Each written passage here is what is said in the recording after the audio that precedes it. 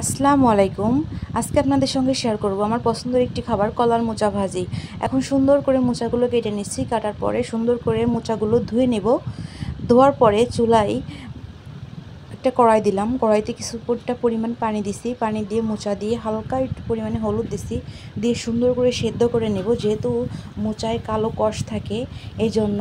এবার সুন্দর করে সিদ্ধ করার পরে পানিটা সুন্দরভাবে ঝরিয়ে নেব। নেওয়ার পরে 2টা এলাচ, অল্প একটু জিরা সুন্দর করে বেটে নেব। সঙ্গে কটা কাঁচামরিচ, 4-5 পিস রসুন, একটা পেঁয়াজ সুন্দর করে বেটে নেওয়ার পরে মোচাটাও হালকাভাবে বেটে নেব, বেশি মিহি করব না।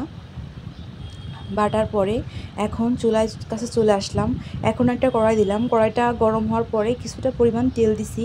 তেলটা যেই গরম হয়ে যাবে তখন এই যে বাটা মশলাটা সুন্দরভাবে দেব। দিয়ে সুন্দর করে একটু ভাজা ভাজা হবে। মশলাটা দিয়ে দিছি। গরম তেলের ভিতরেই দেবেন। 1 চামচ পরিমাণ লবণ দিছি। দেওয়ার পরে কিছুটা পরিমাণে হলুদ দিলাম।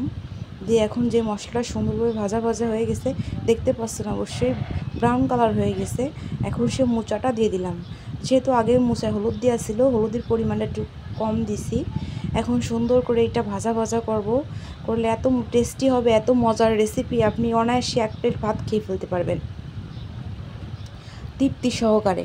এই খাবারটা এত মজা হয়, আপনি মাংস রাইখে খাবারটা খাবেন। এই যে আমি গরম ভাত নিয়ে নিছি, নিয়ে এই যে এটা কলার মোচাটা দিয়ে অনেক সুন্দর করে ভাতটা খেয়ে অনেক তৃপ্তি পাইছি, অনেক মজা পাইছি।